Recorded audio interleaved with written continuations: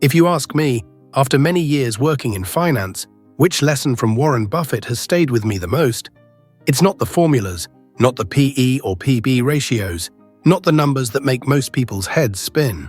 What I remember most is how he talks about cycles, about the economic storms we will all face a few times in our lives.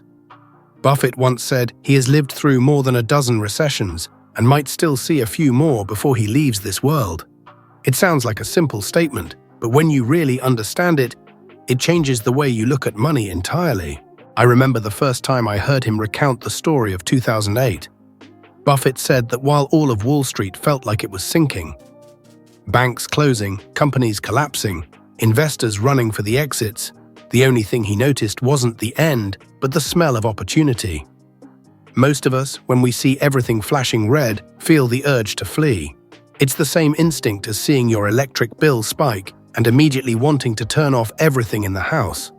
But Buffett remained strangely calm. He saw how fear was spreading across the market, and he understood something most people do not. When fear reaches its peak, the real value of great businesses gets sold off like clearance items at the end of the season.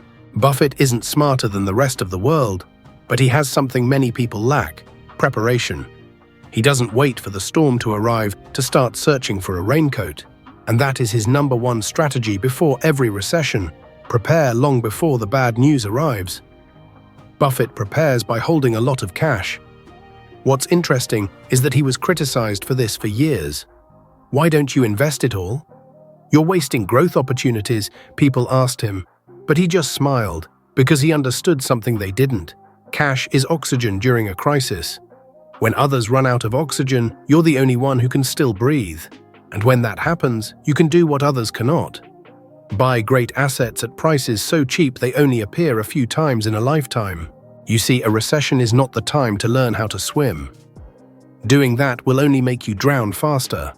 A recession is the time to use the swimming skills you practiced years before. And cash, for Buffett, is the life jacket that smart people always keep close. But that's only the first step. Buffett has another weapon: a shopping list prepared before the crisis. If you walk into a supermarket without a list, you'll buy whatever catches your eye. The market is exactly the same.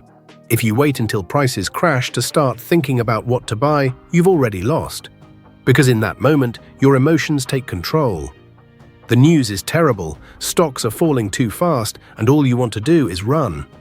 In the middle of that chaos, no one makes rational decisions. Buffett does the opposite. He knows exactly what he wants long before anything happens.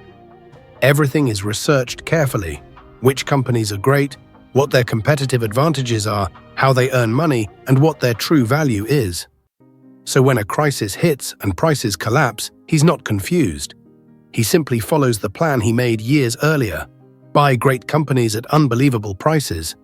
But buying is one thing, surviving the recession is another, and this is where Buffett emphasizes a rule that saves more investors than any formula ever could: never use debt to invest. I've seen people with high incomes and solid knowledge fall apart after just one recession, not because they were foolish, but because they used leverage. A small loan at first becomes a snowball rolling downhill. When stock prices fall 30 to 40%, margin investors are forced to sell at the worst moment. Buffett never puts himself in that position. To him, opportunities will always return, but losing everything once can end your entire financial future. He once analyzed the collapse of long-term capital management, a hedge fund run by brilliant mathematicians, professors, even Nobel Prize winners. Their models were smart, their math was impressive, but they used too much leverage, and with one shock from Russia, the whole structure collapsed like dominoes. Buffett didn't say they were stupid. He simply said they forgot a simple truth: if you bet on something that can kill you, one day it will. Then there's the lesson about true diversification. You don't need 200 stocks. No one can understand 200 businesses. Buffett chooses around 10 to 15 great companies, each one meaningful, each one deeply understood, and importantly, spread across different industries, so if one sector crashes, the entire portfolio doesn't go down with it. Along with that, he gives priority to defensive sectors: electricity, water, food, healthcare, the things people always need, whether the economy is good or bad. This is his defensive team, the part that keeps him steady even when the market is falling apart. But the thing Buffett emphasizes most isn't investment technique. It's psychology. He believes most people fail not because they lack knowledge, but because they cannot handle fear. And the biggest paradox of the market is this: opportunities only appear when everything looks terrible. To seize those opportunities, you must overcome your natural emotional instincts. Buffett practices in his mind beforehand. He imagines the market dropping 40%, news screaming disasters, friends panicking. He rehearses his reaction, calm, deliberate, following his long-prepared plan.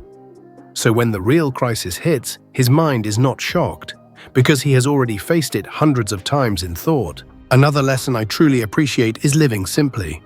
Buffett does not live extravagantly. He hasn't changed houses. He doesn't collect luxury items. This helps him always have extra cash to invest and never panic about going broke. Everyone gets hit during a recession, but people living below their means recover far faster than people living paycheck to paycheck. I've met many high-income individuals who save nothing. They upgrade their cars, their homes, their vacations the moment their income rises. When a recession hits and they lose their jobs, they fall into crisis instantly. Buffett calls this the lifestyle trap, something that looks fancy from the outside but devours your future when it snaps shut. Finally, Buffett has a lesson I think everyone needs. Do not let the news control your emotions. Media companies make money from attention, and nothing attracts attention like fear. During a recession, headlines are overwhelmingly negative, creating the illusion that the world is truly falling apart. But for more than 200 years, the United States has overcome every crisis: wars, inflation, pandemics, financial collapses. And each time, the economy came back stronger. Buffett reads the news to stay aware, but not to make decisions. He relies on the fundamentals: business quality, cash flow, competitive advantages, intrinsic value, and he trusts that time will always reward good businesses. In the end, Buffett's entire recession strategy revolves around a handful of ideas that look simple. Prepare early, hold cash, understand businesses deeply, avoid leverage, live below your means, think long-term, and above all, stay calm. But simple is never easy. The hardest part isn't understanding Buffett's strategy. It's applying it when the whole world is trembling. But if you can do that, you'll discover what Buffett learned long ago. Recessions aren't the enemy. They're a test, and they're also the moment that can change your financial life, if you're prepared and patient enough to take the chance.